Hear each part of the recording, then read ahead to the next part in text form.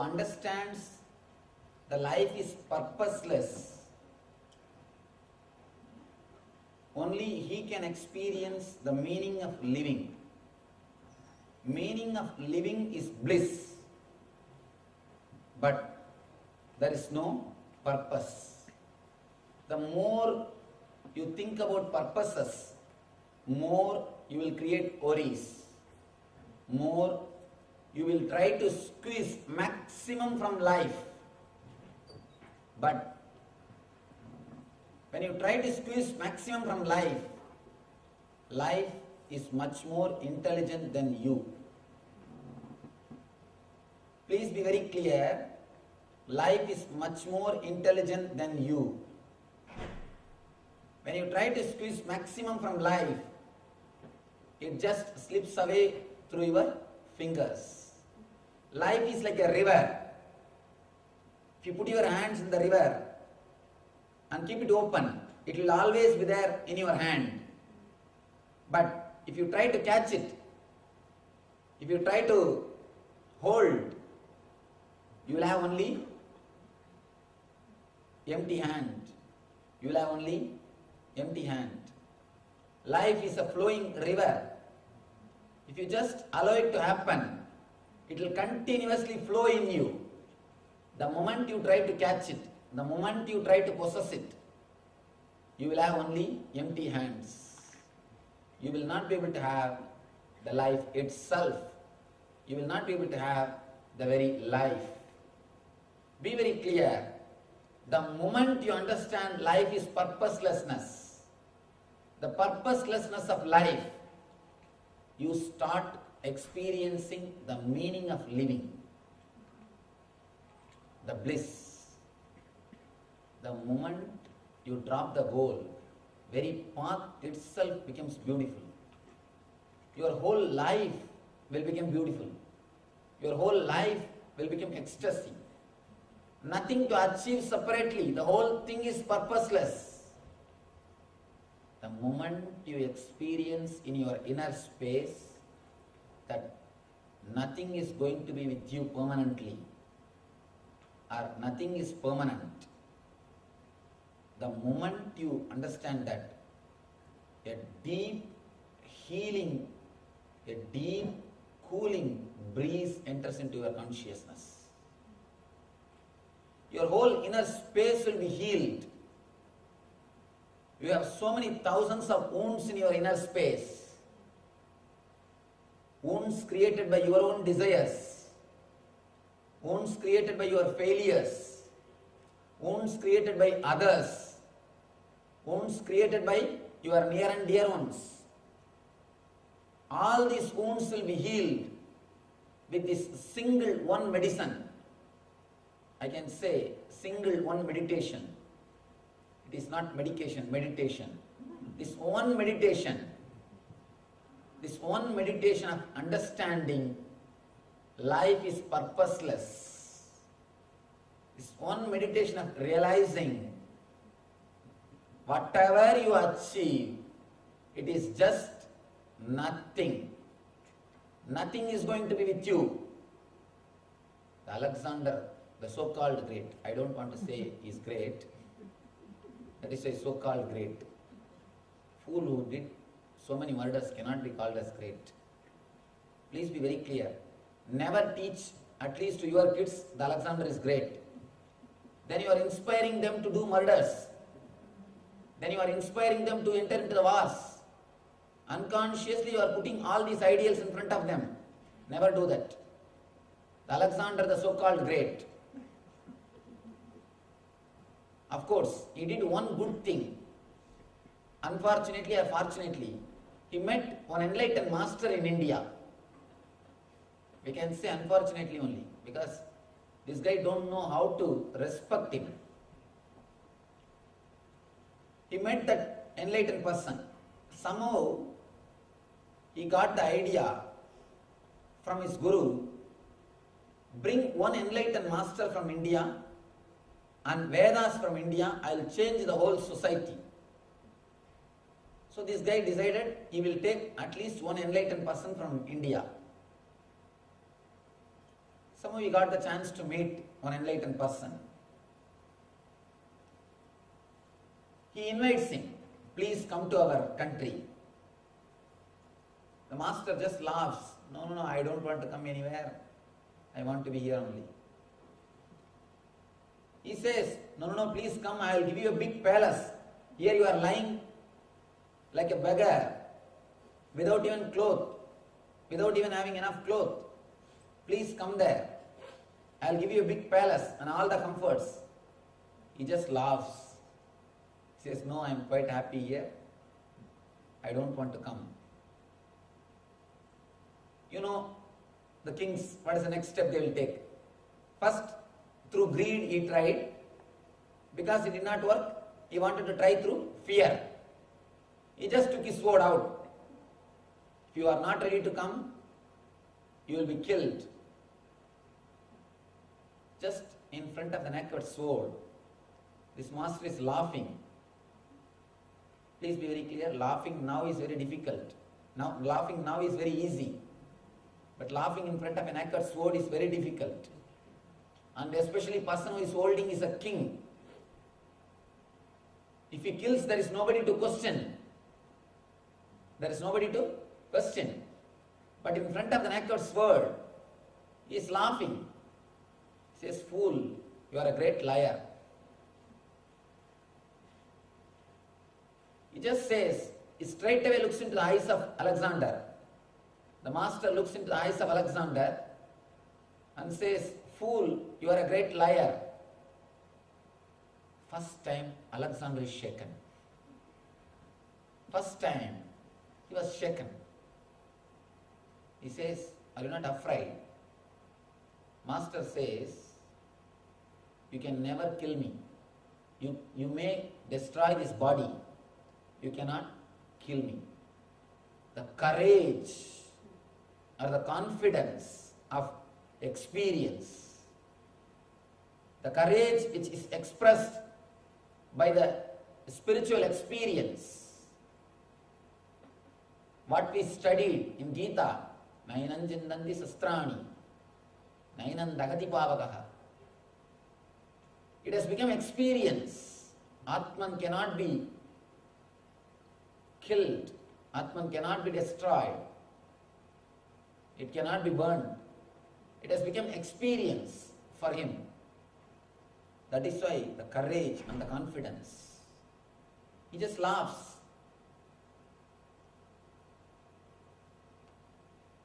Slowly Alexander starts thinking, if he can laugh in front of my naked sword, how courageous he must be. First time he was shaken because he has never seen anybody who can laugh in front of naked sword, who can laugh in front of death. Even he is afraid. Please be very clear. All so-called great warriors are deep cowards. They kill others before they are killed. That's all. Continuously they are afraid of death. That is why they kill others. Be very clear. Warriors are the worst cowards. Just to hide their cowardness or to escape from the fear, they start killing others. He was totally shaken. He was shocked to see the courage of this master. Then he asked him, please tell me something. How you are so courageous, bold. Then master asks, why did you come to India? Alexander says, to conquer India. After that, what are you going to do? I will conquer the next country. After that, what are you going to do? I will conquer the next country. After that, I will conquer the whole world. After that, I will relax and enjoy. Master says, fool, that is what I am doing now. Don't you see? That is what I am doing now. The same thing I am doing now. What for? You need to go around and conquer the whole world to relax and enjoy. That is what I am doing now. Only a man who understood the purposelessness of life can relax and enjoy. I think this master gave a glimpse of the truth to Alexander. That is why Alexander says to his ministers, after my death, when you carry my dead body, please keep my hands out. Please keep my open hands out. Let people know even the Alexander did not carry anything with him. Even Alexander did not carry anything with him. This story is a beautiful story. You need to understand three things. First thing, the courage and the confidence radiated by an enlightened person. Next thing, the purposelessness of our running. What for Alexander is running? To relax and enjoy. And this master is already doing the same thing. Third thing, we are not going to carry anything in our life. We are not going to carry anything in our life. Please be very clear. Even if the whole world worships you as a king, it is pure foolishness, nothing else. Two things.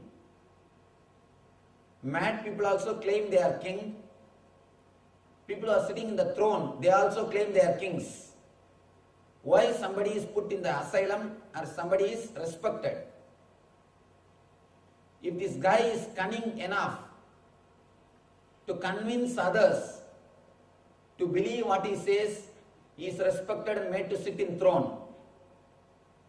People who are innocent, people who are not so cunning, people who are not able to frighten others to believe what they are saying, they are put in the asylum, that's all. Otherwise, there is no difference between a person who is sitting in the asylum and claiming he is a king and a person who is sitting in a throne and claiming he is a king. Person who is sitting in a throne and claiming he is a king, he is cunning, or somehow he is able to torture the people or threaten the people, frighten the people to believe what he says. The person who is sitting in asylum, he doesn't have that much of cunningness, that's all. In existence, there is no mad person, there is no king. Both are one and the same. The person who has got enough of courage or enough of capacity to frighten the others, who can make others believe what he says is truth, he sits in the throne. Who doesn't have that much of cunningness, he is in the asylum. Small story. One guy suddenly started thinking, not only thinking, started claiming he is Jawaharlal Nehru in India. That time Jawaharlal Nehru was the president, was a prime minister. He was the prime minister of India. He started claiming he is Jawaharlal Nehru. He just starts claiming it's okay. He started dressing. That is also okay. He started writing letters to all officials and started signing like Jawaharlal Nehru. Anyhow, naturally, he was taken to asylum. 6 months he was treated. After all the treatment, he started behaving almost normal. Doctor said, I think now he can be discharged. The day he was about to be released, fortunately or unfortunately, Jawaharlal Nehru himself visited the asylum. He himself came to the asylum as a visit. They brought this patient to Nehru and introduced, sir, he is the person who started claiming he is Jawaharlal Nehru. After the formal introduction, this patient, he asked Nehru, who are you? Nehru said, I am Jawaharlal Nehru. The patient said, please be here for 6 months, they will make you all right. Don't worry. Be here for 6 months, they will make you all right. You will become all right. Understand, there is no difference between these two. Somehow one is able to convince others what he is speaking is truth. The other one is not able to convince, that's all. There is no other big difference. In existence, there are no boundaries. In existence, there is no host. The person who thinks or who can convince others in a cunning way, he becomes king. Even if you become king, that doesn't fulfill anything. That doesn't give you anything. Never think having the outer space or having comforts the outer world will give you inner fulfillment. Never. Never it will give. All developed countries are filled with depression. All developed countries are filled with depression. They have best roads, best dams, best bridges, best infrastructure, but people are depressed. But people are depressed. All developed countries are drowning in depression. Never think the outer space will give you the inner space. Inner space, if you want the inner space, if you want to achieve the inner space, you need to work for inner space. You need to understand the dynamics of inner space. You need to understand the technology of inner space. Here, Krishna is giving you the technology of inner space. Let me give you a small diagram, then we will enter into the next sutra, next sloka.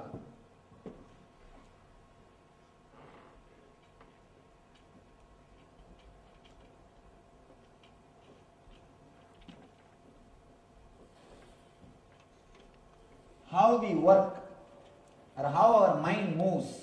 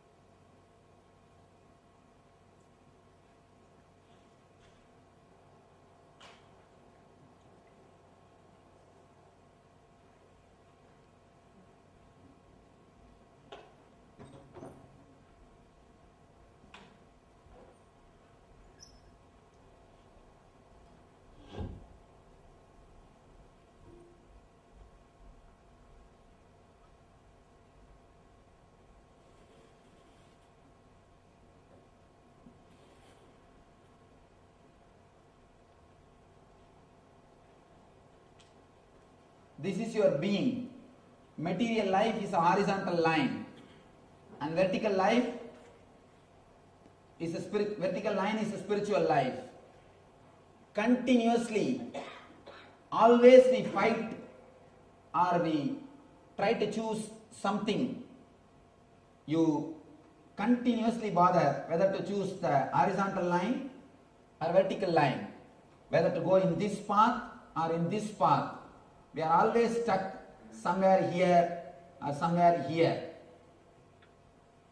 You try to move, you are caught in the dilemma whether to go to this end or that end. Mind is dilemma. Mind is nothing but dilemma.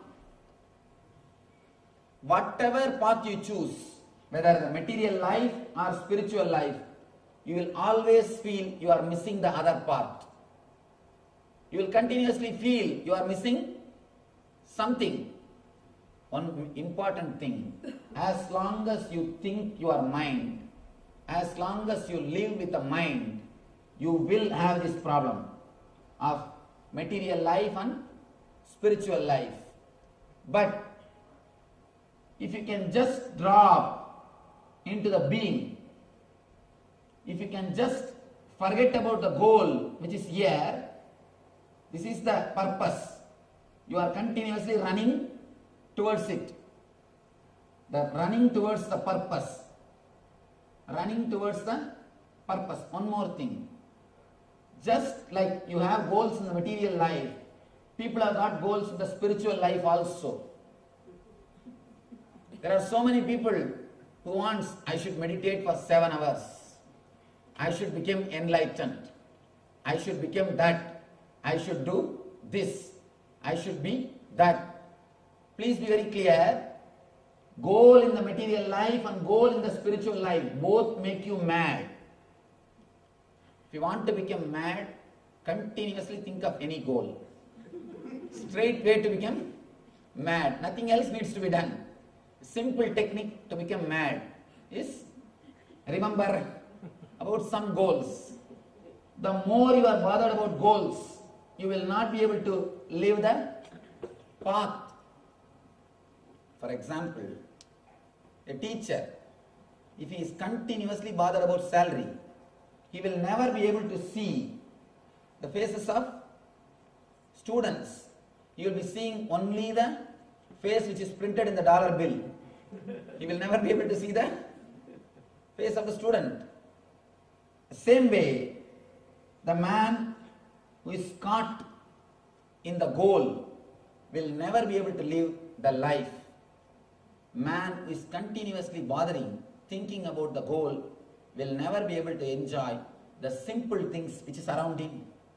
He can't smile at a flower. He can't stop to see the nature. He can't live anything.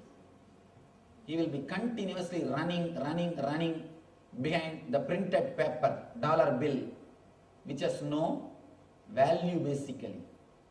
The money is nothing but utility. We run behind the utility. We run behind things for something. We achieve things, but we never achieve what for we want to achieve. The man who is running behind the goal, running behind the material goal, he will always feel he is missing the spiritual goal. One more basic secret. Understand, all rich community will always go to spiritual masters. All rich community, invariably, they will always go to the spiritual masters, because deep guilt is there inside them that they are missing spirituality. All rich communities will always go and will always have strong gurus. See, in every society, if the community is rich, means they will have strong gurus, because deep guilt is there that they are missing spirituality. They are missing spirituality. Same way, the person who took this choice will always be running behind rich man. The person who took this choice will always be running behind rich man, will always be behind the rich man. And the person who took this choice will always be running behind this man. It is both fulfilling each other. This guy wants to fulfill the other person is trying to fulfill this person. Please be very clear. That is why the so-called religious men or the so-called rich men, both are always trying to be together. You can always see these two will be together, because this guy needs him and this guy needs him. Both are feeling they are missing the other. This guy feels he is missing this, and this guy feels he is missing this. Both are trying to fulfill each other cerebrally. His ideal is fulfilled by him. His ideal is fulfilled by him. The person who took this choice, he feels if these rich men are around him, what he is missing will be fulfilled. Same way, the person who took this choice, he feels if he goes to a spiritual man, a religious man, he will be fulfilled. Both are helping each other. Both are helping each other. The man who realizes the purposelessness of this goal, the purposelessness of the running, he just falls back into his being. If you realize whatever you kept as purpose or the goal in your life, it is purposeless, it is useless. The moment you realize, the moment the glamour is gone, the moment the inspiration or which makes the I can't say it is inspiration, it's just a perspiration because it continuously makes you perspire. The moment the purpose is gone, the moment the respect for the purpose is gone in your life, you simply fall into your being. One important thing, the moment you fall into your being, you explode. Not only you start flowing in the direction of horizontal and vertical line, you explode in 360 degree in all dimensions. Whatever you can imagine and what you can't imagine, you start exploding in all the directions.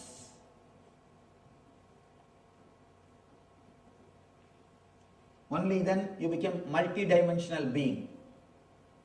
A man who has fallen into his being means who has dropped the goals, who understood the purposelessness of existence, who has realized, who tasted the beauty of purposelessness. He falls into his being, into his Atman, and he explodes into 360 degree in all dimensions. He starts experiencing the ultimate bliss of spiritual life and ultimate happiness of material life and something more. Only he enters into the eternal bliss, Krishna consciousness. As long as you are caught with this goal or this goal in the material life or goal in the spiritual life, you travel only in that line because you think you are body or mind. More you are caught with a purpose, the more you will think you are body or mind. The moment you realize the purposelessness, you straight away fall into the abyss of your being. You experience your Atman, you relax, your inner wounds are healed. The first inner wound is thinking yourself as body and mind.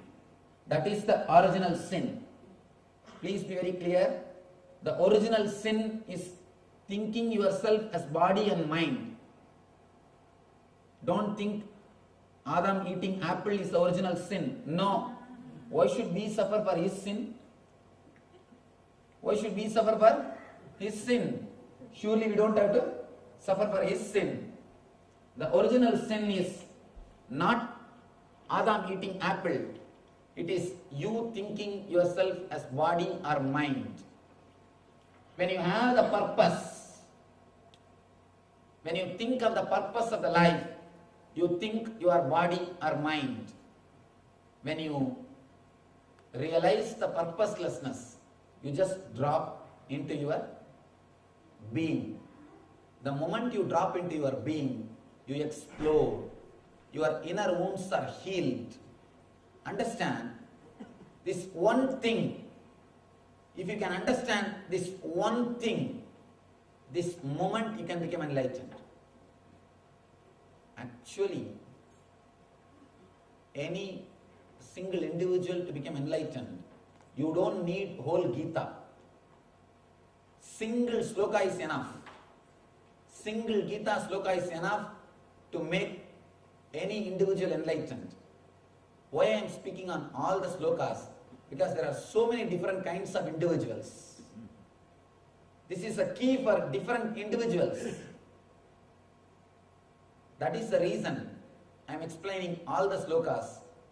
If you can fall in yourself, just look into yourself and understand this one sloka for yourself, not for going and explaining to your wife, not for going and explaining to your mother-in-law, not for going and explaining to your friend, not for going and explaining to somebody else.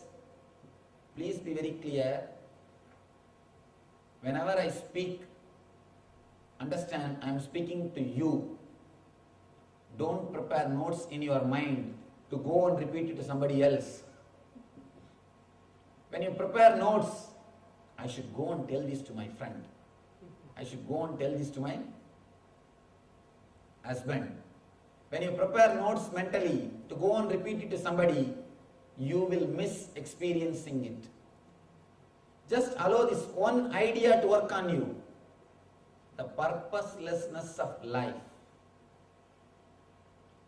If you can just close your eyes and think, contemplate 2-3 minutes, few moments. Really, what is the purpose of my life?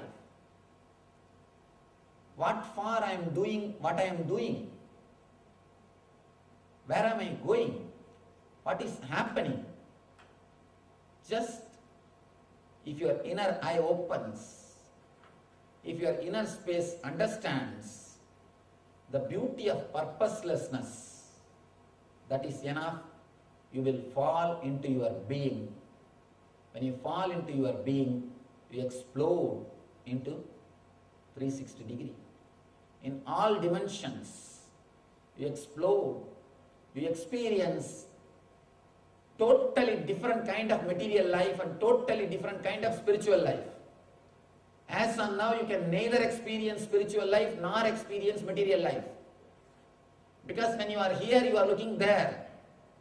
When you are there, you are looking here. You can never experience anything in a solid way.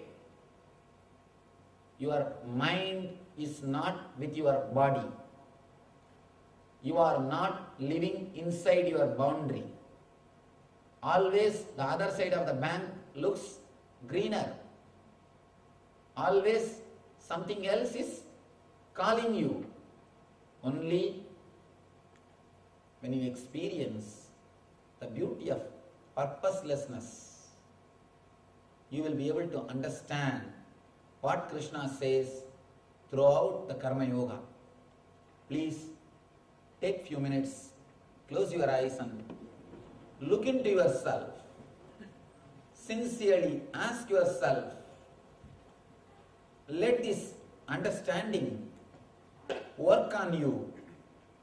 Let this idea sink into your being. Honestly ask why you are doing what you are doing, where you are going, what do you think as the purpose. Take few minutes and look. Whatever you think as purpose, even if you achieve, it is not going to be with you. It is not going to stay with you. The beauty of the whole existence is purposeless.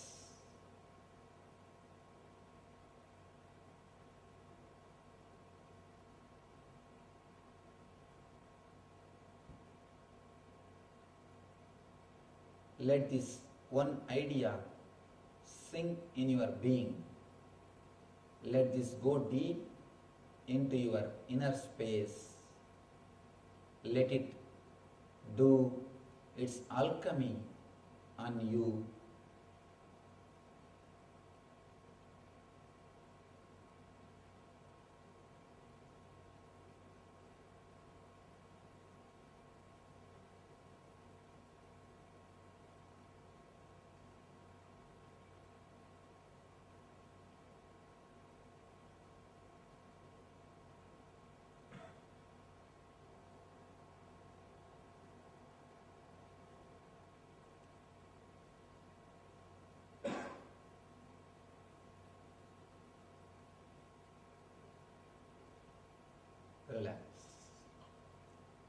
understand this one thing.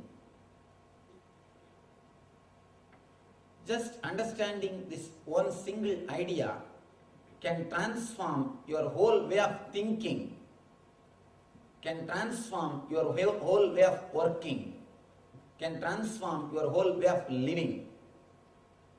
When you understand there is no purpose in totality, you will start enjoying every single moment. You will start living intensely every single inch. Every moment will become meaningful. When you think as a whole, there is a purpose, that every single moment will lose its meaning. If you think your whole 30 days of working is worth of $100,000 or $50,000, you will judge your 1 month only as a $50,000. Please be very clear. Your life is not $50,000 worth. For example, you think that 1 month of your life is $50,000. So if you calculate your whole life, it may come for some 10 million or 20 million or even 100 million. Suddenly somebody says, I will give you 100 million, give you your life. Will you be able to give up? Logically, this is the way you are calculating and working. This is the way we are calculating and working. We are ready to sell our mind. We are ready to sell our moments, ready to sell our inner space, calculating the value of our life. Logically, you fix a rate for your life. Once you fix the rate, only the rate is in your inner space. You forget that doing the work itself or living itself is beautiful. If you think the whole has got purpose, the part loses the meaning. Understand, as a whole, the whole has no purpose. The moment you realize the whole has no purpose, the part will become meaningful. Your very living, every day itself will become beautiful. Every day your life, you are living, you are sitting, you are walking, you are standing, everything is joyful experience.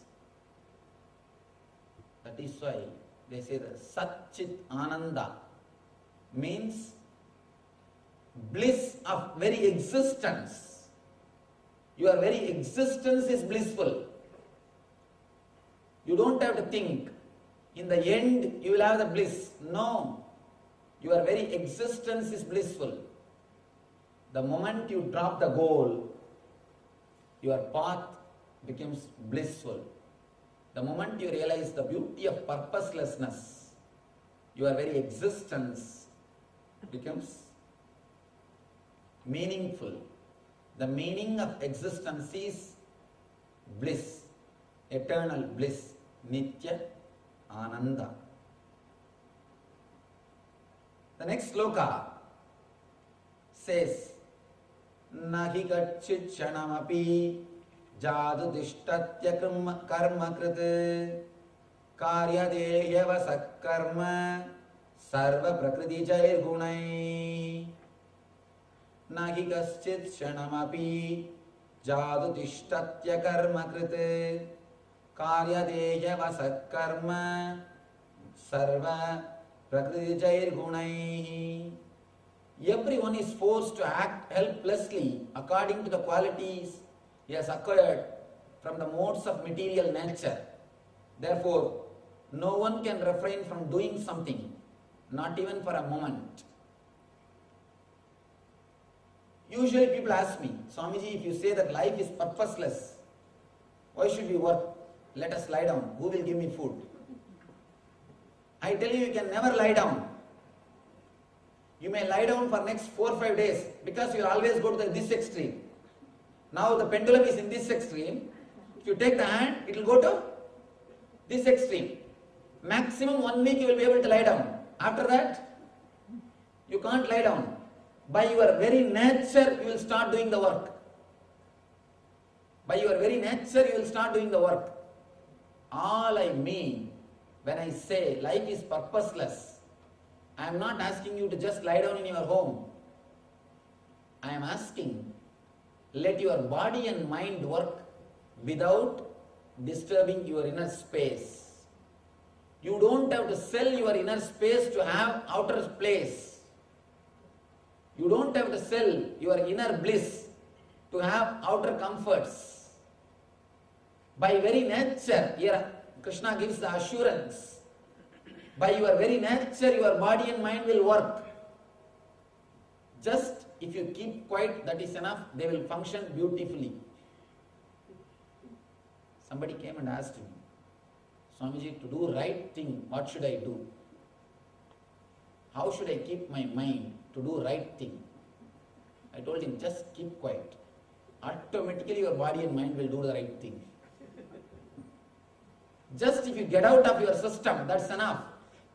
Divine will get in. All we need to do is just get out. Divine will get in. By nature, he says, Prakriti Jair Gunai. By very nature, your body and mind knows the right thing. But you never trust your body and mind. You never trust your body and mind. You always trust your ego, which finally dumps you in the dustbin. But you never trust the body and mind. Be very clear. Your body and mind by nature will do the work. All you need to do is keep quiet, relax from your ego. Don't think your inner space is needed for the outer work. The person who understood what is Nitya and what is Anitya, the person who understands what is eternal and what is ephemeral and relaxes into the eternal is always in eternal consciousness. He always resides in Nitya Ananda. Krishna says, a man who relaxes into Nitya Ananda and does his job, does his work, he is Karma Yogi. Just relax into your inner space.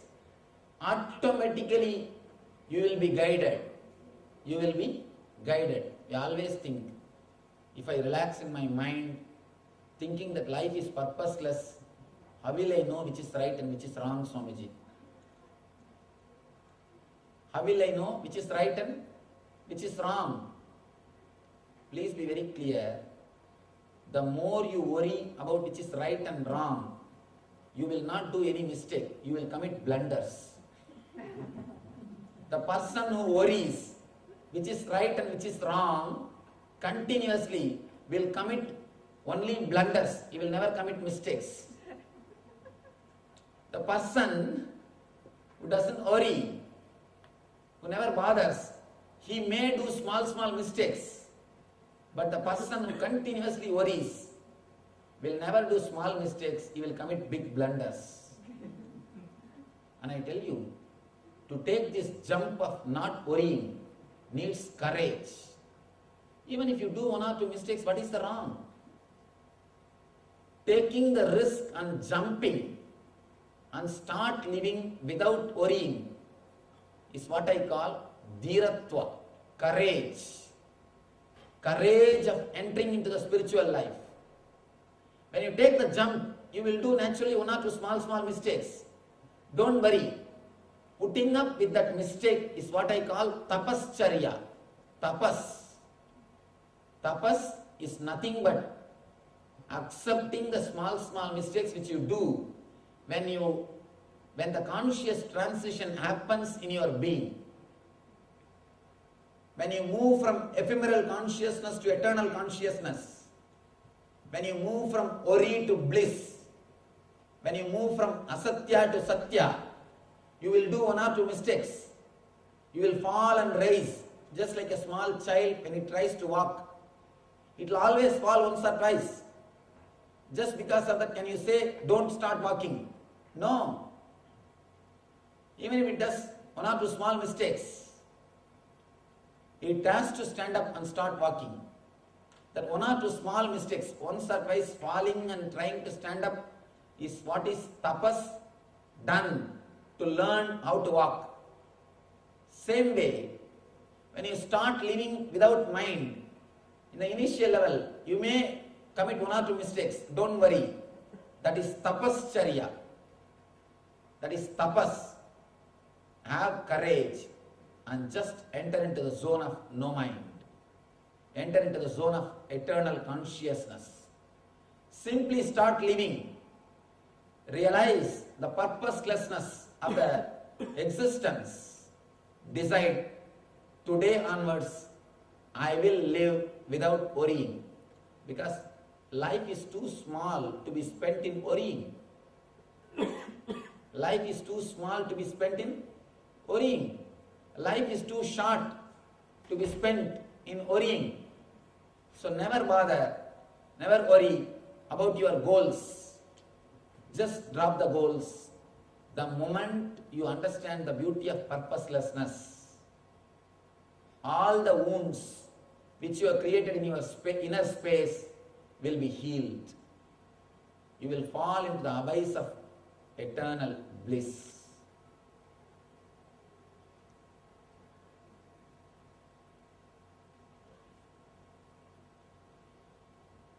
Next, Krishna says, this is one of the important point, one more point, he clarifies.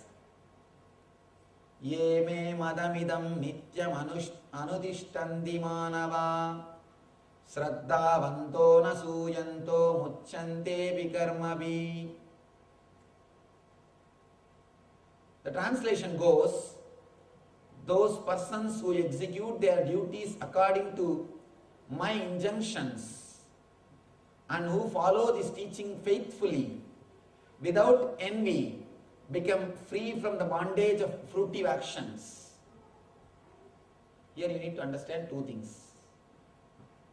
He says, according to my injunctions, means when you enter into your being, whatever your being says is Krishna's words.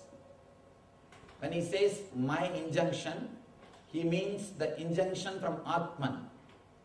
Injunction from the being, the Paramatman. When you drop the goals and fall into your being, you will be straight away guided by the divine. You will be guided by the nature. You will be guided by God Himself. You will become an instrument in His hand. If you become hollow bamboo without any blockage inside, you will become a flute in the hands of Krishna. Dropping your purposes or dropping your ego is what I call becoming a hollow bamboo. If you become a hollow bamboo, you will become flute in the hands of Krishna. If you are a solid bamboo, you will be used only to carry dead bodies. In India, solid bamboos are used only to carry the dead bodies. Same way, if you drop the ego and fall into the being, you will become instrument in the hands of divine.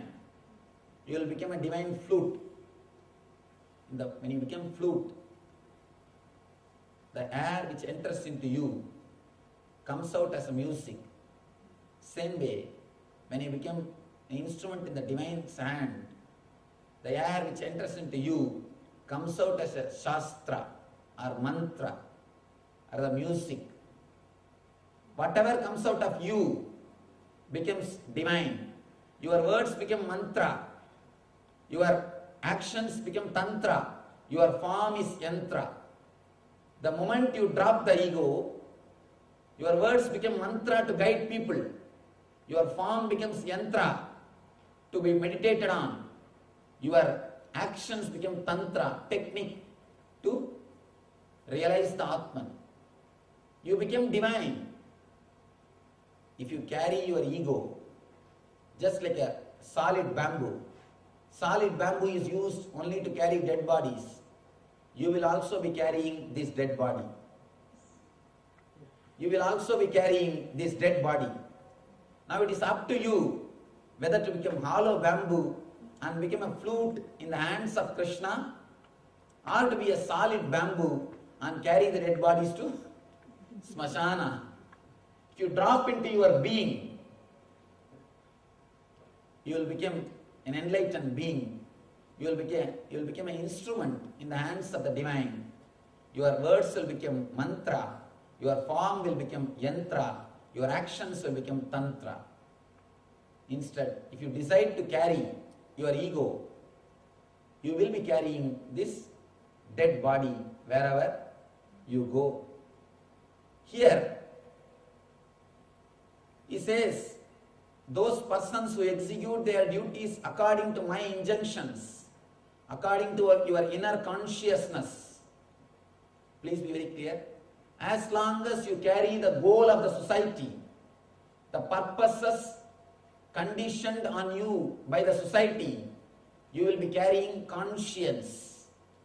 The moment you drop the social conditioning, the purposes taught to you by society, you will start living with consciousness. Social conscience is different and spiritual consciousness is different. If you live with goals, you will carry the social conscience in your life. If you realize the beauty of purposelessness, you will carry the spiritual consciousness in your life. The man who lives according to his consciousness, believing, having shraddha towards these teachings. Why Krishna is demanding shraddha? Here is the first place where Krishna says shraddha, faithfully. Why? Shraddhavanto nasuyanto. He says, of course, the word shraddha cannot be translated as faith. Faith is a very poor word for shraddha. Please forgive me, I have to tell the truth. In English there is no word for shraddha exists, because the very idea of shraddha never existed. Let me be clear. The very idea of shraddha never existed here. That is why the equivalent word for shraddha doesn't exist. Shraddha does not mean faith. Shraddha means faith plus courage to execute that idea. Courage to experiment with that idea is shraddha. Courage to experiment that idea is what is shraddha. Here Krishna says, Shraddha vanto nasuyanto. Man who executes these teachings with shraddha, courage to follow. Why we need courage to follow? A small story. One born blind man goes to a doctor and asks, Doctor, will you help me to have my eyes? Doctor says, don't worry, I'll do some operation, you will have your eyes, after that you can walk without that stick. The blind people, they always carry a stick to feel the road. You can walk without that stick. Now the blind man asks, Doctor, I understand you will do an operation. I understand I will have my eyes back.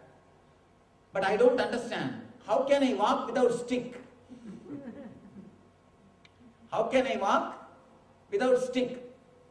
By and by, the blind man forgot the stick is from outside. He started thinking, stick is necessary even for walking. But till the operation, till he gets his eyes, he has to have shraddha towards the doctor's words and lie down in the operation table. Same way, I tell you, just live without mind, just live without purposes and goals. You will be able to walk without stick. Stick is worrying. But you can never think you can live without worrying. By and by, worrying has become your part. So we can never imagine we can also survive, we can be alive without worrying. When I say you can live without worrying, you say, no, Swamiji, how can it be possible? If I don't worry, what will happen to my children? What will happen to my house? What will happen to my wife? What will happen to my family? What will happen to my property? What will happen to my lawsuits? Please be very clear. Never think because of you, your life is going smoothly. In spite of you, it is going smoothly. Understand? Never your life is going smoothly because of you. In spite of you, it is going smoothly. The moment you have the courage to have Shraddha to these teachings and start living, dropping the purposes, only then you will realize you don't need stick to walk. You don't need stick to walk. Once you enter into the being, the depth of your being, you will enter into a totally different dimension. Whatever now you think as spiritual life or material life, both will lose its meaning. You will enter into a new dimension of life. For example, can you explain for a 4-year-old small child the life of marriage? Can you explain what is life to a 4-year-old child? You can't. He can't understand. But he can understand only toys. He can understand only dolls. He can only play with toys. Once he reaches the age of 25, naturally he will be able to understand what is life. Automatically toys and dolls will drop him. Do you feel that you are missing your toys? Do you feel that you renounced your toys? No. The moment you grow, you start experiencing the different dimension of your life. When you experience a different dimension of your life, automatically the small things drops you, and you drop them, they drop you. Not even you dropping them is important. They dropping you is important. You dropping smoking is not important. Smoking dropping you is important. When you enter into your being, when you enter into the purposelessness of life, the whole so-called material life and spiritual life drops you, and you enter into a different dimension of life, a new dimension. That is what I call quantum spirituality or eternal consciousness. You reach the eternal bliss. You start living in eternal bliss. Now you may have a serious doubt. How can I walk? How can I live without worrying? I tell you, your doubt is nothing but the same doubt this blind man is asking. How can I walk without stick? You cannot convince that blind man you can walk without stick till he gets the eyes. Only after he gets the eyes, he will be able to understand he doesn't need stick to walk. Same way, only when you reach the being, you will understand you don't need worries to live. You don't need mind. You don't need worrying mood to live. Till you reach the being, you need to have Shraddha. Till you get your eyes, you need to have Shraddha and lie down in the operation table. You need to allow the doctor to work on you. That is the reason Krishna is asking, Shraddha vanto nasuyanto. Next word, beautiful word. Anasuyanto means without envy. This is an important thing. Whatever I said, every one of us are able to understand. It's really great, Swamiji. What you said is right. But suddenly the moment one thought comes, my brother has purchased 2 houses. My sister is getting new big car. How can I live just like this? The moment you get some thought, he is having that, he is having this, what happens? All your spirituality, all your purposelessness, all your spiritual philosophy, everything just disappears.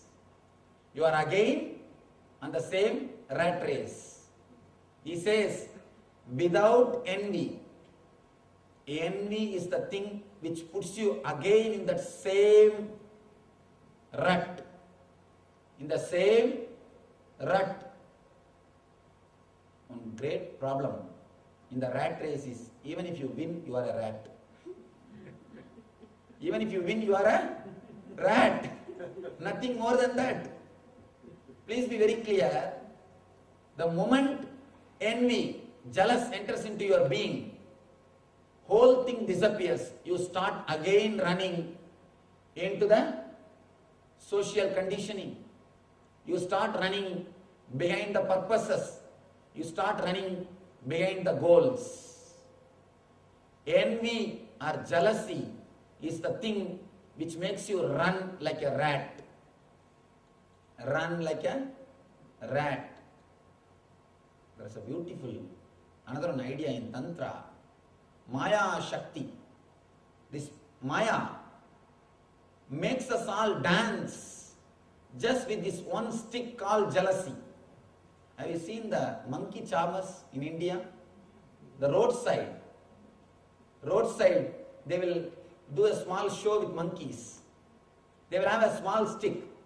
They will just rotate that stick and shout, Adraram, Adraram, Adraram. They will just say, give the instructions to that monkey. According to their instruction, that monkey will do everything. With this stick, they will make the monkey dance. With a small stick, they will make the monkey to dance and do whatever they want. Same way, the Maya Shakti is making you run as she wants, just with one stick called jealousy, envy, comparison. The moment you compare, you just again jump into the same path, same rut, same routine, which I call the purpose life. Then you became karmi, not karma yogi. Man who lives in the eternal consciousness, Nitya Ananda, and allows his body and mind to work according to its nature, is centered on eternal consciousness. He is called karma yogi. But the man, out of jealousy, out of envy, out of comparison, who enters into the social conditioning, social rut, the same routine of rat race, is called karmi. The difference between karmi and the karma yogi is only one thing. The man who is driven by jealousy is karmi. The man who allows the eternal consciousness to drive him is called karma yogi. All you need to understand is only this one word: without envy, anasuyanto, without jealousy. The moment you start thinking, oh, he is having all those things, he is having all those things, you become mad. If a neighbor brings AC into his house, your house temperature increases. Your house temperature increases. One more thing, when we do things out of comparison, we do all foolish things. Our intelligence stops working. our intelligence completely stops working. Small story. A priest and a rabbi, they were staying opposite to each other. Not only they were staying opposite to each other, they are opposite to each other. If a priest brings rose garden to his house, within 24 hours, rabbi will bring new rose garden. If a rabbi paints his house in white, within 24 hours, priest's house also will be painted in white. Suddenly one day, in front of rabbi's house, a new Mercedes Benz was standing. This is too much for priest. Somehow he did something. Within 24 hours, not only he brought the Rolls Royce, he started sprinkling some holy water on it. Rabbi saw from his house and asked, "Hey, what happened to you? You have got the new Rolls Royce, it's okay. But till yesterday you were all right. Why today morning you started sprinkling water on the car? Why you started sprinkling water on the car?" Priest says, "I am a religious person. I cannot travel in a car which is not Christian. So I am baptizing it. I am baptizing it." Now the rabbi is in a big trouble. What to do? That day evening, he is seen cutting the exhaust pipe of the Benz with AXA frame.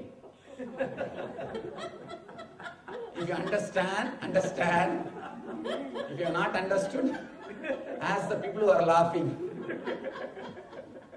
To make the car, to convert the car into Jew. That day evening, Rabbi started cutting the exhaust pipe with AXA frame.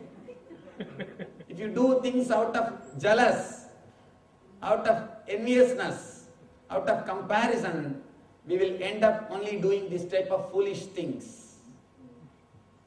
Intelligence will stop working.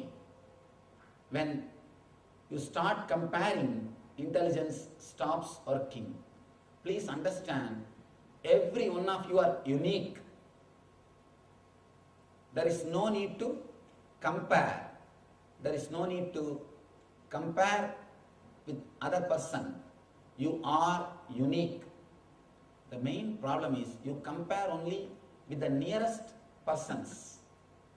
5 inch up and 5 inch low. Only with that persons you compare. You don't compare yourself with Bill Gates, do you?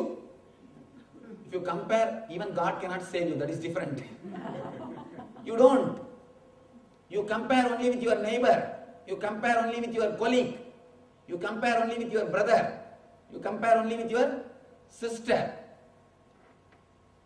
The problem is not even failure. Your worry about the failure is the problem. That is why you don't compare with unreachable goals. You compare only reachable goals. You compare only with immediate persons. Understand, this comparison is what is driving you crazy. Again and again and again brings the whole social conditioning on you and eats away your whole life. Your whole life is eaten away by this one maya called comparison. Your whole joy, ecstasy, bliss, the very bliss or the ecstasy of living is swallowed by this one maya called comparison. How the whole thing is swallowed at the time of Pralaya by the ocean. Same way, just this one concept, comparison, one idea, envy and jealousy swallows your whole life, which has no existence. Two things. There is something called comparative reality and something called existential reality. If you build your life based on the existential reality, you will never suffer. If you build your mind on comparative reality, you will be continuously suffering even at the time of death. Not only at the time of death, even after death. Don't build your inner space on comparative reality. Let your inner space be built on existential reality. Let you accept the life as it is. If you build your life on existential reality, you will live your life blissfully in eternal consciousness as Karma Yogi. Small story. One guy comes to the bar with a big smile, big grin is in his face, and asks the bartender to serve drink for the whole house freely. Give drink for everybody, I'll pay you.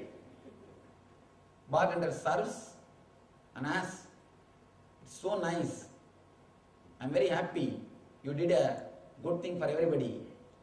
May I know why you did this? He said, I am very happy today. I have grown taller than my younger brother. I have become taller than my younger brother. My younger brother used to be taller than me. So always people tease, you are elder or he is elder. So I had a problem.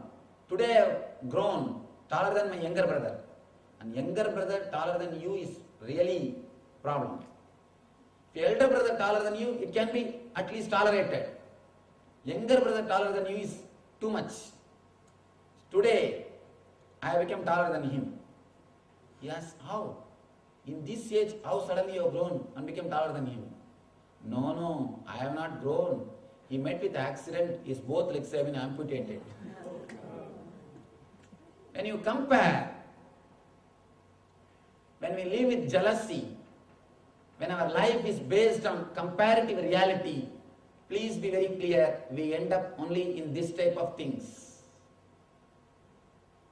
Let your inner space be built on existential reality, not on comparative reality. So,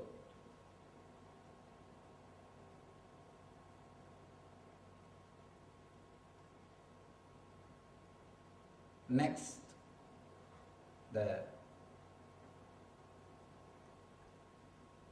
Krishna says,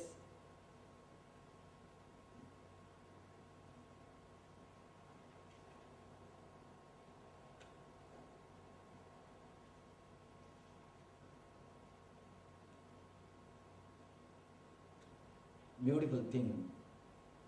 Tasmadasaktas sadatam karyam karma samachara asakto hyacharan karma paramapnodi purushaha.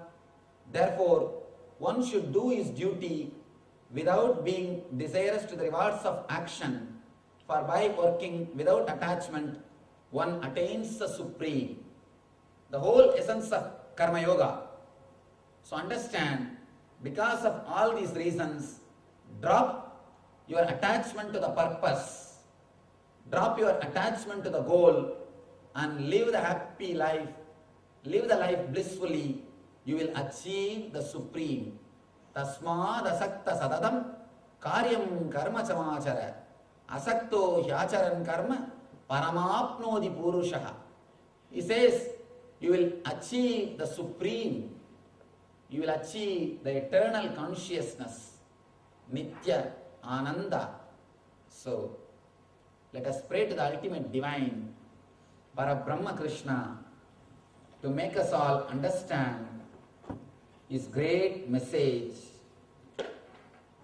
to make us all imbibe him in our being. Let him guide us, let him make us experience the eternal consciousness, eternal bliss, Nityananda. Thank you. Vasudeva Sudham Devam Kamsa Chanuramardanam Devaki Paramanandam Krishnam Vande Jagadgurum.